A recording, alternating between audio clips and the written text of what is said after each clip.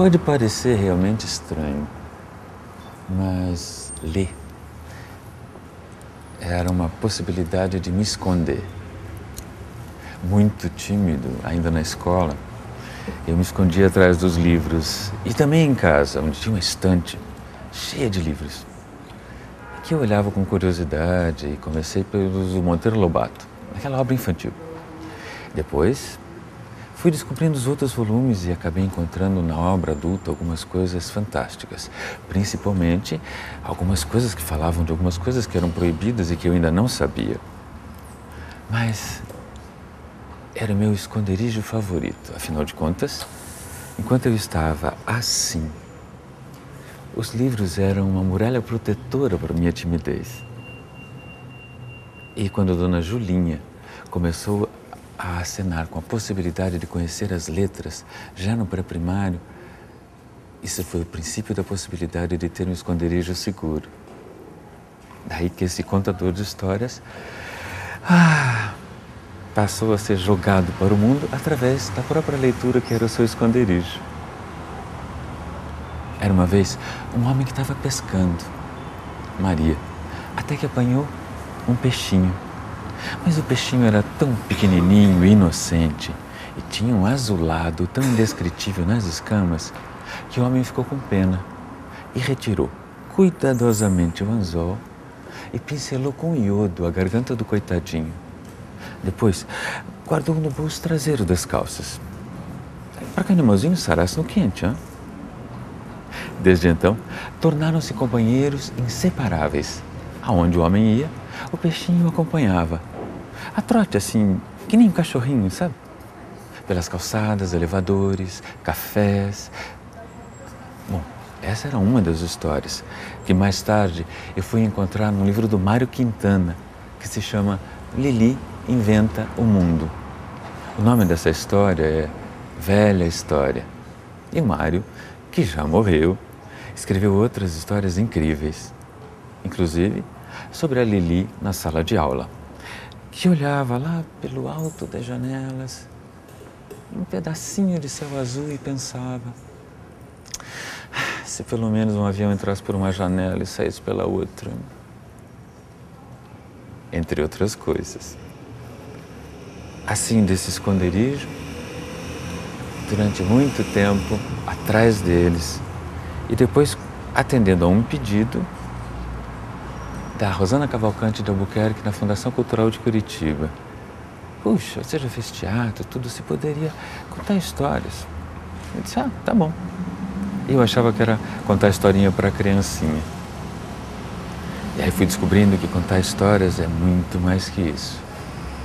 Fui descobrindo que adultos gostam até mais de histórias do que as crianças, que nas histórias há um tesouro oculto que a gente nem imagina, que existem mais de 350 versões diferentes da história da Chapeuzinho Vermelho, e tem uma que eu não posso contar aqui. Aliás, tem uma da Branca de Neve, então, que é inacreditável, que eu também não posso contar um pedaço aqui. Todas essas histórias eu fui descobrindo mais tarde, mas antes eu fui imaginando. Muitas coisas eu lia, tantas coisas eu imaginava enquanto estava lendo. E hoje, contando histórias, eu sei. Por mais tecnologia que haja, por mais mágicas que haja nos efeitos especiais, quando você lê ou quando alguém conta, a sua imaginação é que entra em ação. E é isso que vale a pena. É por isso que eu acho que o objeto, o livro, vai continuar sempre vivo. Porque aqui é você e a história. É você e o que está escrito aqui. É você e a tua imaginação nesse mundo imenso. E olha, que é muito grande. A gente está num cantinho, numa galáxia deste tamanho, na esquina do universo. Tem muita coisa para se ver. Tem muita coisa para se imaginar. Entre outras. Um homem da aldeia de Neguá, no litoral da Colômbia, conseguiu subir até o céu. Quando voltou, contou. Disse que tinha contemplado, de lá do alto, a vida humana e disse que nós somos um mar de fogueirinhas. O mundo é isso, explicou, uma porção de gente, um mar de fogueirinhas. Cada pessoa brilha com luz própria entre todas as outras. Não existem duas fogueiras iguais. Existem fogueiras grandes, fogueiras pequenas e fogueiras de todas as cores. Existe gente de fogo sereno, que nem percebe o vento. E gente de fogo louco, que enche o ar de chispas. Alguns fogos, fogos bobos, não alumiam, nem queimam. Mas outros incendeiam a vida com tamanha vontade que é impossível olhar para eles sem pestanejar. E quem chega perto, pega fogo. Essa é de Eduardo Galeano, está num livro dele chamado O Livro dos Abraços. O Eduardo escreveu vários livros. Ele é um jornalista e escritor uruguaio.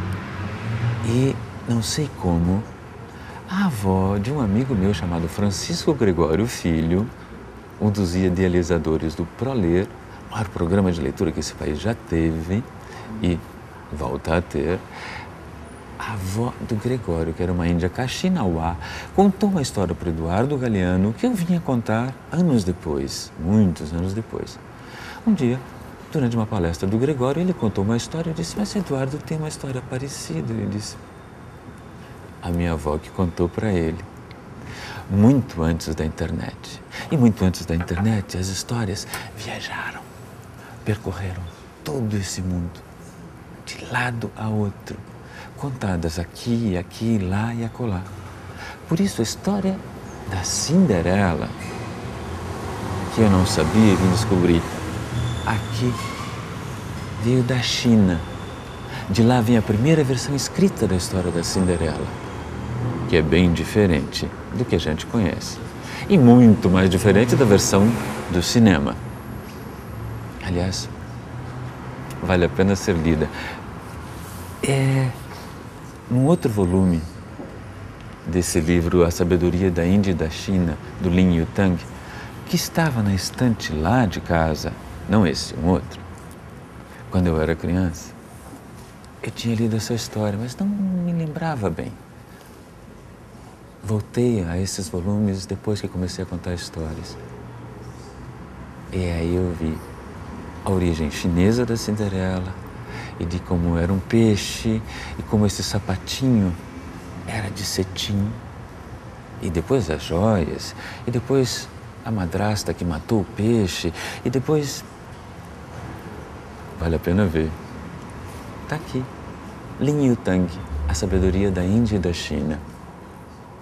Tantas histórias, não vai dar para contar nem o começo da metade, da metade, da metade. Mas como a Emília falava, aquele cuspo de micróbio, há muito a descobrir. Eu estou redescobrindo a obra adulta do Monteiro Lobato agora.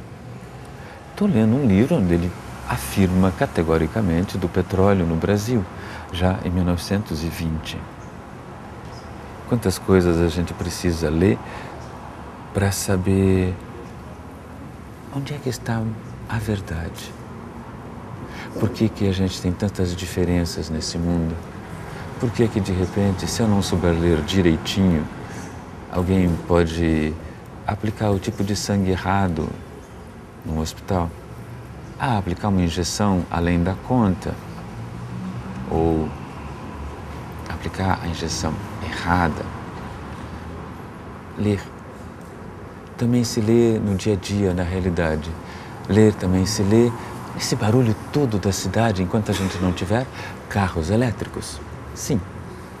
Enquanto, em vez de querer um carro para cada pessoa, a gente não tiver um transporte público de qualidade, que é o que vale a pena.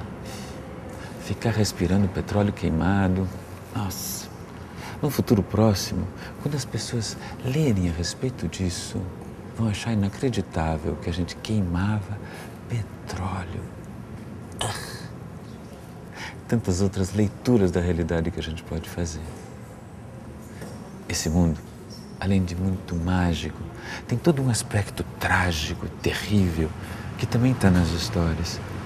que também está na leitura, nos romances, e que nos fazem ver a realidade de uma outra forma, que nos fazem ver talvez uma dor que a gente não sinta, mas que a gente pode imaginar que é passar por aquela dor. Além do que, as histórias, as leituras, nos levam a saber que todos nós somos partes da mesma estrela e temos em cada célula do corpo a história do universo inteiro. Agora, para fechar, a leitura de só um pedacinho. Numa certa cidade, havia um rei chamado Lua, que tinha um bando de macacos para a distração do seu filho. Eram mantidos em ótimas condições por provisões diárias e alimentos em grandes variedades. Para a distração do mesmo príncipe, havia um rebanho de carneiros. Um deles estava sempre faminto, de modo que entrava na cozinha a todas as horas do dia e da noite e engolia tudo o que via. E os cozinheiros batiam-lhe com qualquer vara ou objeto que estivesse à mão. Ora, quando o chefe dos macacos observou isso, refletiu: Deus do céu! Esta guerra entre carneiro e cozinheiros significará a ruína dos macacos, pois o carneiro é um comilão. E quando os cozinheiros se enfurecem, batem-lhe com o que está mais próximo. Suponhamos que um dia não encontrem nada e lhe batam com um tição, uma brasa. Então, aquele dorso largo e lanudo pegará facilmente fogo. E se o carneiro, enquanto estiver pegando fogo, precipitar-se na cocheira aqui perto, ela se incendiará, pois é quase toda de sapé, e os cavalos ficarão queimados. Ora, o livro clássico da ciência veterinária receita banha de macaco para aliviar queimaduras de cavalos. Assim sendo, estamos ameaçados de morte. Tendo chegado a esta conclusão, ele reuniu os macacos e disse: Bom, essa é só uma parte do começo da história. O resto está aqui. Lin Yutang, A Sabedoria da Índia e da China.